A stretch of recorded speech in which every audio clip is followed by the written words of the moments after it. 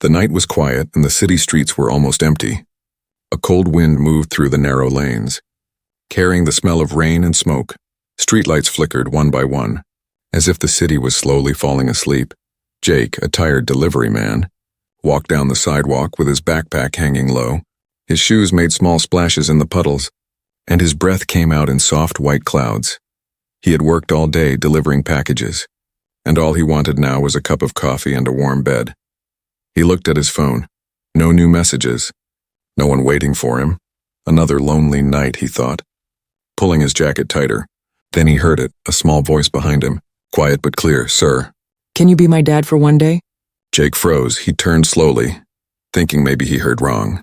But there she was, in a little girl, standing under a flickering streetlight. Her hair was silver white, her skin pale with a faint blue glow. She couldn't be more than 8 years old, yet her eyes looked old. Full of fear and sadness, she held out a small, crumpled $5 bill with shaking hands. Her voice trembled as she whispered again. "Please, just for one day." Jake blinked, unsure whether to laugh or call for help. Where are your parents?" he asked, trying to smile. The girl looked down, silent for a moment, then said softly, "They're not here anymore. I just need a dad, only for today." Her voice cracked, and she looked over her shoulder, as if she was afraid someone was following her. Jake looked around. The street was empty, only the sound of a faraway car and the wind between buildings. Something about the way she stood, the way her skin glowed faintly, made his heart beat faster. "Hey, are you hurt?" he asked, stepping closer. The girl shook her head. "No, but they're coming." Jake frowned. "Who's coming?" She looked up at him, her blue eyes wide. "The hunters," she whispered before Jake could say anything. A deep humming sound filled the air. It wasn't from a car or a plane, it was stranger. Like metal singing, he looked up and his mouth fell open. A dark shape moved across the sky, silent and massive, blocking the stars. A faint light scanned the street, moving slowly like a search beam. Jake felt a strange vibration in the ground beneath his feet. What is that?" he whispered. The little girl grabbed his hand suddenly, her skin warm and electric. "Please, we have to move," she said quickly. Her grip was surprisingly strong for someone so small. Jake hesitated. His brain screamed this was crazy. Impossible, but something in her eyes, fear, trust, desperation, made him follow. They ran through a narrow alley, their footsteps echoing off the walls. Jake's heart pounded, his breath sharp in the cold air. Behind them, the humming grew louder. He looked back and saw a flash of light, something metallic hovering low. It wasn't human technology, it looked alive, like metal breathing. The girl stopped suddenly and pressed her small hand against the brick wall. Glowing symbols appeared under her palm. Spreading like blue fire, Jake gasped. "How are you doing that?" She looked back at him, eyes glowing brighter. "Please, don't ask. Just keep me safe, okay?" The wall opened slightly, revealing a small doorway hidden behind light. Without thinking, Jake followed her inside. They entered a narrow tunnel that smelled of earth and ozone. The sound of the city faded. Replaced by a low pulsing hum, Jake leaned against the wall. Breathing hard, he tried to speak, but his voice came out as a whisper. What are you?" The girl looked at him, tears forming in her eyes. "My name is Lyra," she said softly, "and I'm not from here." Jake stared, speechless, his mind spinning. Outside, something heavy landed near the alley, shaking the ground. A distant metallic voice called out, echoing down the street, "Target located. Proceed with extraction." Lyra flinched and pressed closer to Jake. "They found me," she whispered, trembling. Jake didn't know what to do, but he knew one thing. He couldn't leave her.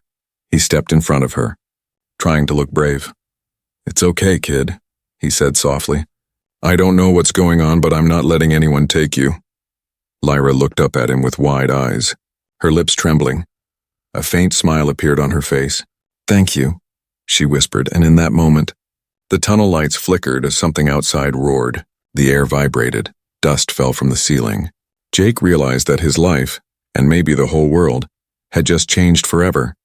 Jake sat on the floor of the tunnel, his hands shaking slightly.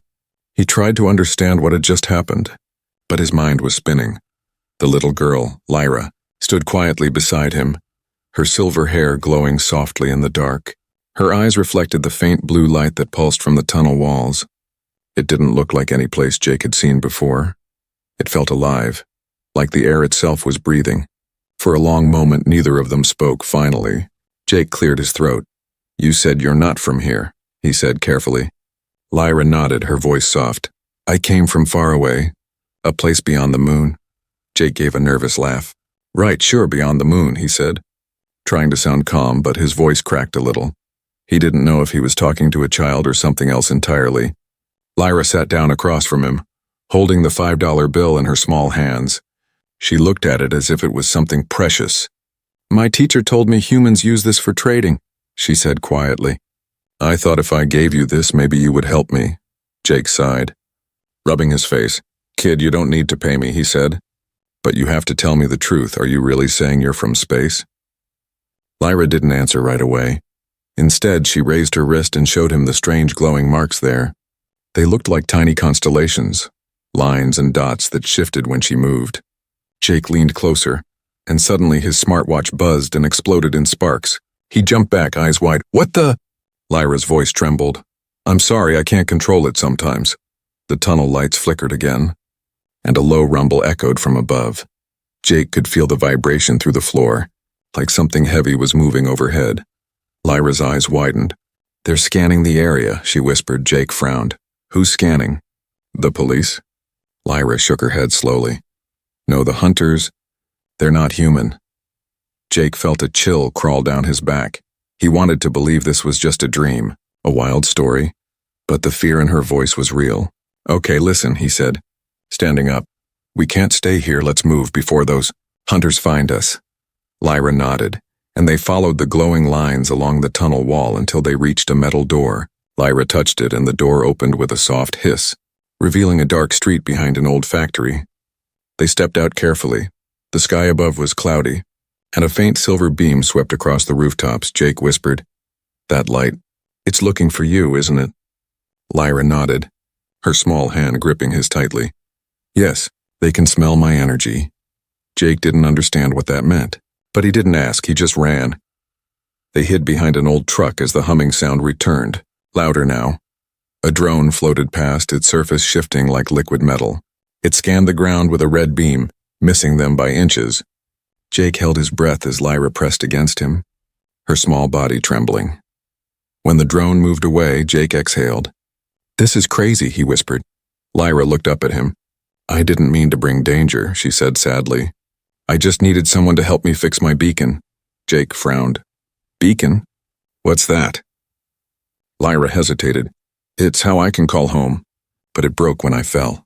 Jake blinked. "You fell? From where?" Lyra looked up at the sky, her eyes glowing faintly. "From the stars," she said softly. Her words were simple, but they carried a strange sadness. Jake wanted to say something comforting, but the truth was he was scared too. They made their way to Jake's small apartment, hiding in the shadows. Once inside, Lyra looked around with curiosity. She touched the lamp, the TV remote, the kettle. Everything seemed new to her. She gasped when she saw her reflection in the window, as if she had never seen glass before. Jake couldn't help but smile a little, despite the madness. "You really don't know anything about Earth, do you?" he asked. Lyra shook her head. "Only what my mother told me before she disappeared." Jake paused, his heart softening. He could see the pain in her eyes, the loneliness. He sat beside her and said gently, "You said you need help fixing your beacon, right? Maybe I can help." Lyra's face brightened slightly. "You would do that?" she asked. Jake nodded. "I'm no scientist, but I'm good with machines." Lyra smiled, a small, hopeful smile. "Then maybe I can go home," she whispered. Outside, the wind howled again, carrying the faint metallic echo of the hunter's search.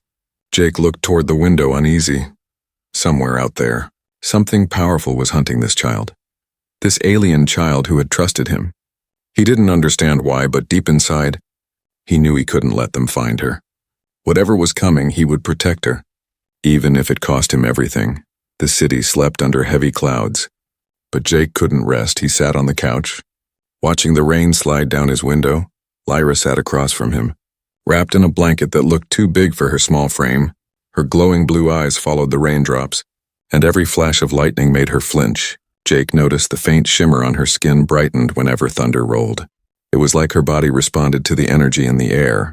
Jake handed her a mug of hot chocolate, steam rising like mist.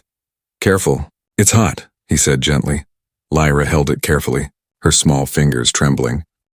She took a sip and blinked in surprise. "It's sweet," she said softly. "It feels warm inside." Jake smiled a little. "Yeah, it's human comfort," he said. For a moment the strange night felt almost normal, but normal never lasts. A faint mechanical sound hummed outside the apartment. Distant but rising, Jake frowned and moved toward the window. Peeking through the curtains down the street, a dark van stopped under a broken streetlight. Two tall men stepped out, dressed in black suits, faces hidden under hoods even from far away. Jake could tell something wasn't right. Their movements were too smooth, too controlled. Like machines pretending to be human, Lyra stiffened. Setting down the mug with a soft clink, her voice was a whisper. "They're here." Jake turned to her. "How do you know?" Her skin began to glow faintly and symbols flickered along her wrist. "I can feel them," she said. "They follow the echo of my signal." Jake's heartbeat quickened. He looked around the room. There was only one exit and the building was old. "Okay, kid. We need to leave," he said firmly, grabbing his backpack. Lyra hesitated. "But you're home." "Forget it," he interrupted. "We can't stay." She nodded, fear in her eyes. As they stepped into the hallway, the lights flickered and buzzed. The hum outside grew louder. Like static crawling through the walls, Jake held Lyra's hand and moved quickly down the stairs. Each step echoed too loudly in the silence halfway down. A loud knock echoed through the door above, followed by a deep metallic voice. "Open the door, citizen." "This is a security check." Jake froze. That wasn't the voice of any human officer. It was flat, cold, too precise. They slipped out through the back door into the alley, rain soaking their clothes instantly. The night smelled of oil and smoke. Jake's van was parked behind a dumpster, old but still running. He started the engine quietly, heart racing. The van's headlights flickered weakly to life, cutting through the mist as they pulled away. Lyra looked back and gasped. A shadow dropped from the roof. Landing where they had just stood, it wasn't a man. It was something tall. Metallic with glowing red eyes, the hunter had found them. Jake pressed the gas pedal hard, tires screeching as the van sped down the narrow street. The creature followed, its movements fast and unnatural. Lyra covered her ears as the engine roared. "Hold on!" Jake shouted, turning sharply into another road. Rain splashed across the windshield, blurring everything. Behind them, the hunter leaped from wall to wall like a shadow. Jake could feel it getting closer. Suddenly, Lyra raised her hands and whispered something in a strange language. The air around her shimmered and a faint blue wave spread outward. The van's radio burst into static, lights flickered, and the street lamps exploded one by one. The hunter slowed, its sensors confused by the burst of alien energy. Jake looked at her in shock. "What did you just do?" Lyra's face was pale, sweat glistening on her forehead. "I blinded them, but not for long." They drove until they reached an old industrial area on the edge of the city. Broken warehouses and rusted signs surrounded them. Jake stopped the van under a collapsed bridge. "This should give us a few minutes," he said. Breathing hard, Lyra looked exhausted, her glow fading. "Are you okay?" he asked. She nodded weakly. "Using power. Makes me tired." Jake opened his backpack, looking for something. A flashlight, a wrench, anything useful. He found an old screwdriver and a portable charger. "Tell me what this beacon looks like," he said. Lyra reached into her blanket and pulled out a small round device, cracked and blinking faintly. It looked like a piece of crystal surrounded by silver metal. Jake examined it carefully. "This thing's incredible," he whispered. "If I can fix it, can it call your people?" Lyra nodded. "Yes, but if the hunters track it again before it connects, they'll come faster." Jake stared at the broken beacon, then at Lyra.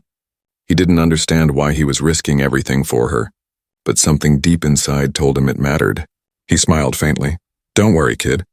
We'll figure it out." Lyra looked up, her voice barely a whisper. "Why are you helping me?" Jake shrugged. "Because you asked," he said softly. "And because I think everyone deserves someone to protect them." Outside, thunder rolled again, and the red lights of drones began to appear in the sky.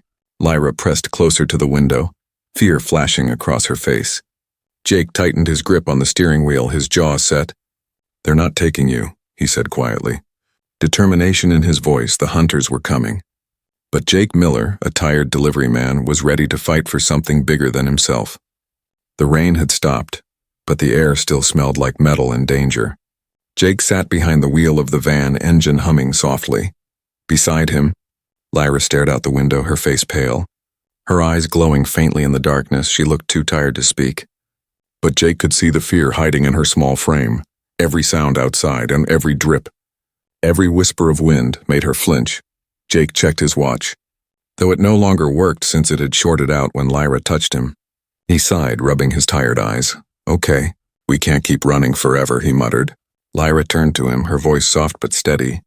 "We can't stop either, the hunters never give up." Jake nodded. "Starting the van again. Then we find somewhere safe. Somewhere they can't track us." They drove through empty streets. Past broken signs and silent stores, the city seemed to be holding its breath. A fog rolled in, swallowing everything in a silver mist. The van's headlights cut through it, lighting the way like twin beams through a dream. Lyra pressed her forehead against the glass, whispering something in her strange language. Jake didn't understand the words, but they sounded like a prayer. After an hour, they reached the edge of the industrial district. Rows of abandoned warehouses stood like sleeping giants. Jake slowed the van and parked behind a collapsed fence. "This place is dead," he said. "No one's been here for years." Lyra's eyes widened slightly. "This is it," she whispered. "This is where I fell." Jake frowned, stepping out into the cold air. The ground was cracked and covered in weeds, but he could see something strange. A faint circle burned into the concrete. Blackened and smooth, Lyra walked to it slowly, her fingers tracing the edge of the mark. "This is where my pod crashed," she said softly. "My beacon broke here." Jake followed her inside a nearby warehouse. It was dark, silent, and filled with old machines covered in dust. Lyra raised her hand, and a faint blue light glowed from her palm, lighting the space. In the corner, half buried under metal scraps, lay a small silver pod. Dented, scorched, and still humming faintly. Jake stared, amazed. "You weren't lying," he whispered. "You really came from the stars?" Lyra knelt beside the pod, touching its cracked surface with care.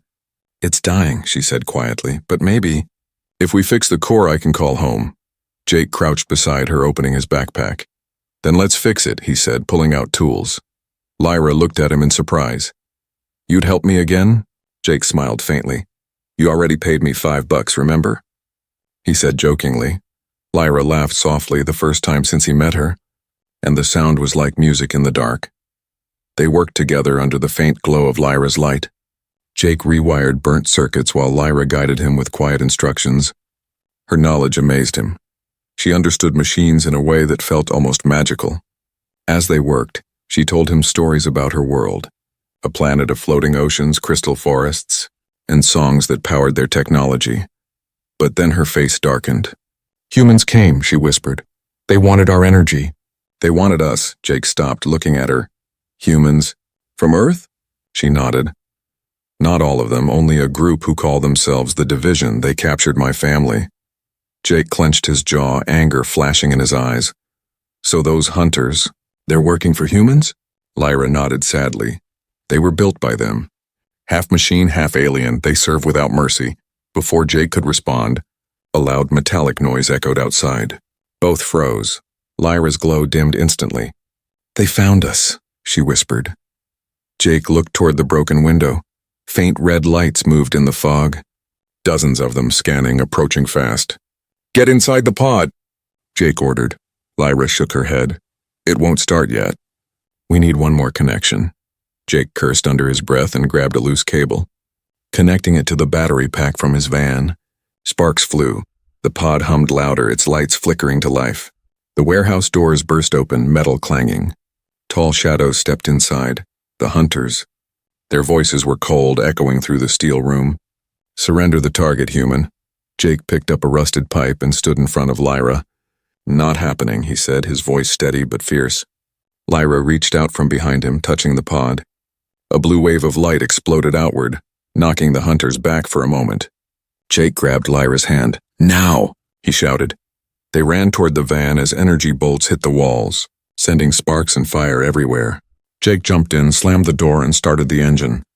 The van roared to life, tires screeching, Lyra held onto the seat, her eyes glowing brightly. Jake drove straight through the warehouse doors, smashing them open. Behind them, the hunters gave chase, their red lights cutting through the smoke. Jake turned sharply into the foggy streets, engine screaming. "Are they still following?" he asked. Lyra looked back, eyes wide. "Yes, but the beacon is almost ready. Then we just need to survive a little longer," Jake said through clenched teeth.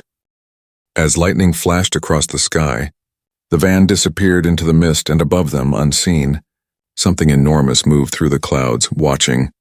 Waiting and ready to strike, the van raced through the fog like a ghost.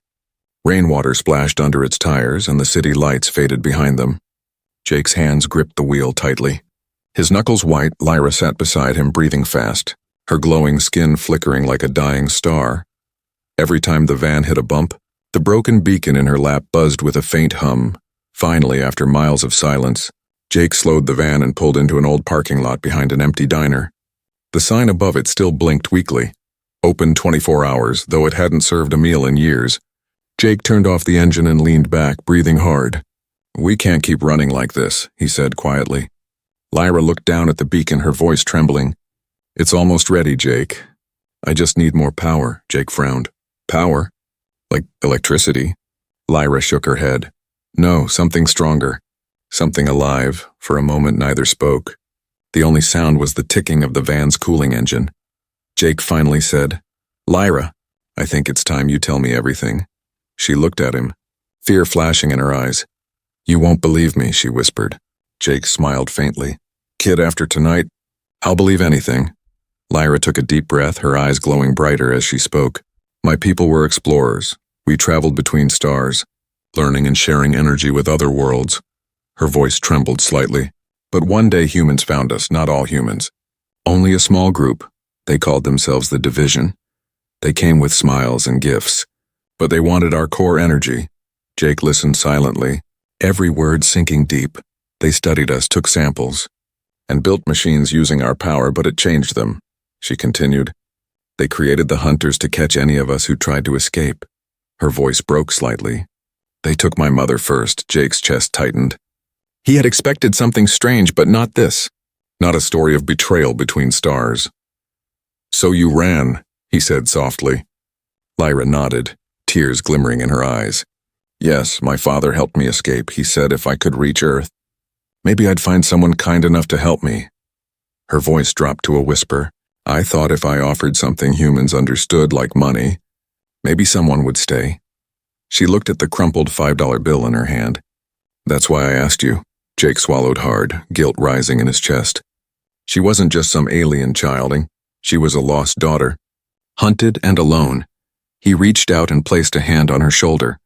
"You don't have to be alone anymore," he said softly. Lyra looked up, her small face filled with trust. "Does that mean you'll still be my dad for one day?" Jake smiled sadly. "For as many days as you need," he said. Lyra's lips curved into a faint smile, her glow softening like moonlight. Then the beacon beeped faintly. Breaking the quiet, Lyra looked down. "It's almost ready," she said. "But it needs one more surge of power." Jake frowned. "What kind of power?" Lyra hesitated. "A human heart has enough energy to activate it, not to hurt, just to connect." Jake blinked. "You mean, you need me?" Lyra nodded slowly. "Only if you want to." Jake chuckled softly, shaking his head. "Kid, I've been running from everything my whole life," he said. "Jobs, people, myself. Maybe it's time I run toward something for once." Lyra tilted her head. "You're not afraid?" He smiled. "Terrified," he said. "But if helping you means finding your home, then let's do it." Lyra took his hand and placed it over the beacon. The device began to glow, light spreading between their fingers. Jake felt a pulse, soft at first, then powerful. Like his heartbeat echoing in the metal, the light grew brighter.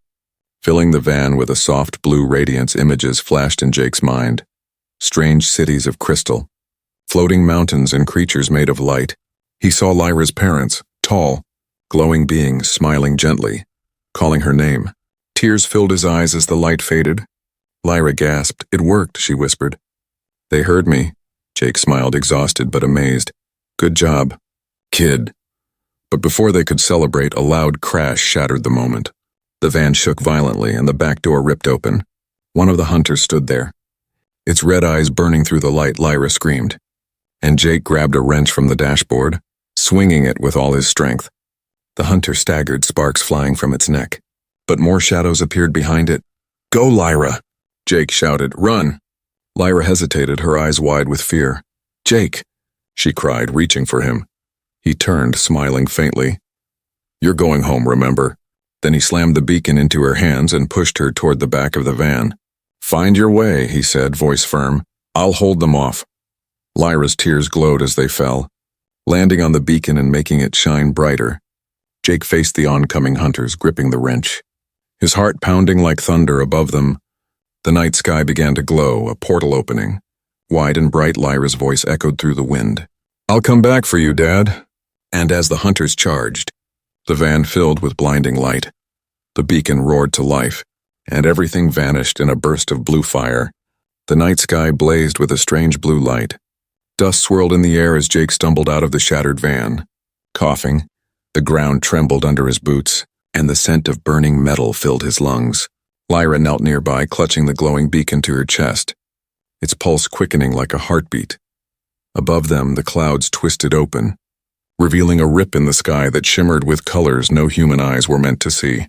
Jake blinked against the light, his breath coming fast. "Is that your home?" he asked, his voice raw. Lyra nodded, tears shining in her eyes. "Yes, but the gate isn't stable. It needs more power to stay open." Before Jake could answer, a metallic screech cut through the air. Out of the smoke, the hunters emerged. Tall, cold and merciless, red eyes burning like fire. Jake grabbed a steel rod from the wreckage and stepped in front of Lyra. "Stay behind me," he said firmly. The hunters moved closer, their heavy steps shaking the ground. The leader raised its arm, a beam of red light cutting through the fog. Jake ducked, the beam slicing through a nearby wall like paper.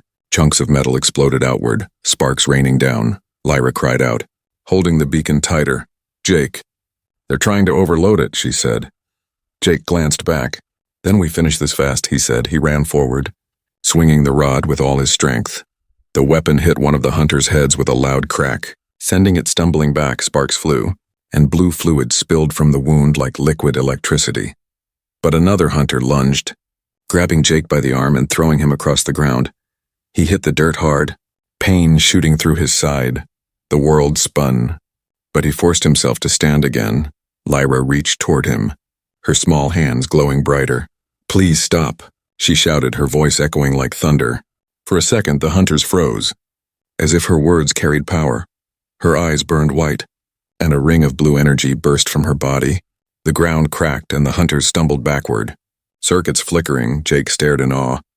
"Lyra, what did you—" "I used my mother's energy," she whispered. "But it won't last." She swayed, almost falling. Jake caught her just in time, steadying her small frame. "Don't you dare give up now," he said softly. "We're getting you home." The beacon beeped rapidly, its light intensifying. A voice echoed faintly from the portal above. Calm, melodic, ancient. "Lyra of Alara, your signal has been received." Lyra's eyes widened. "That's them, my people," she whispered. Jake looked up at the shimmering sky. "Then let's bring you through." But the hunters rose again, moving faster now, their armor cracked and smoking, yet still unstoppable. Jake's heart pounded. He knew they'd never all escape. He turned to Lyra. "You can control the beacon, right?" She nodded weakly. "Yes, but only from the pod." "It's inside the warehouse," Jake smiled grimly. "Then we make a stand." He ran toward the warehouse doors, throwing them open. The old building groaned as lightning flashed outside. Lyra followed, her steps shaky but determined. Inside, the air buzzed with static, and pieces of the broken pod still glowed. Jake reconnected the wires he had fixed earlier, sparks lighting his face. "Once you start it, don't stop," he said. Lyra hesitated. "What about you?" He looked at her and smiled. "Dad's go last."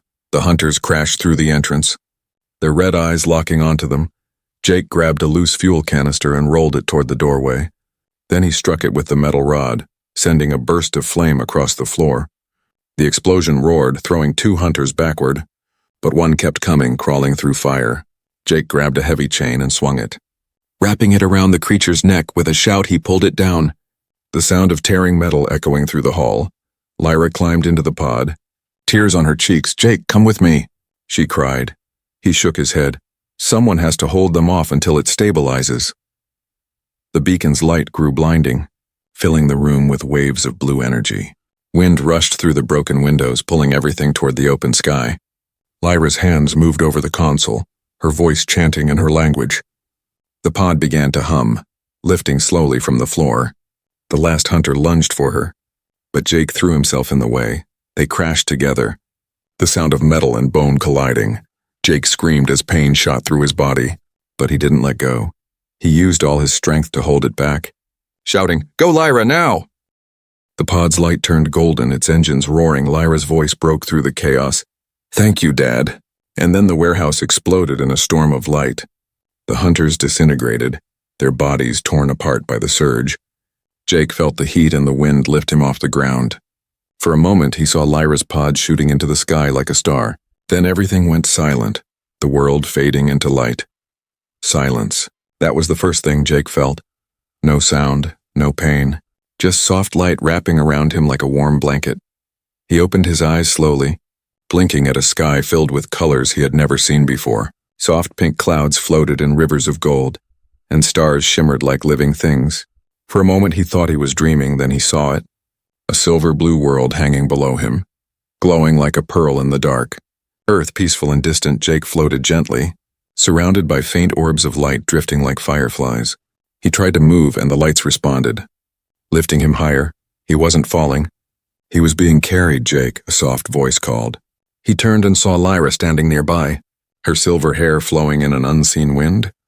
Her eyes glowed brighter than ever, and her smile was full of both joy and sorrow.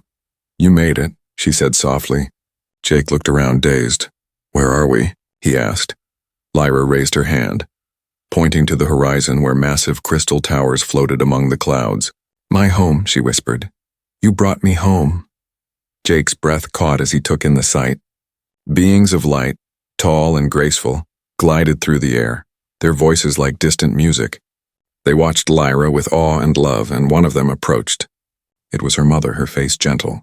Her eyes glowing like stars, Lyra ran into her arms, her small figure glowing brighter as they touched. Jake smiled, his chest tightening with relief. He had done it. She was safe.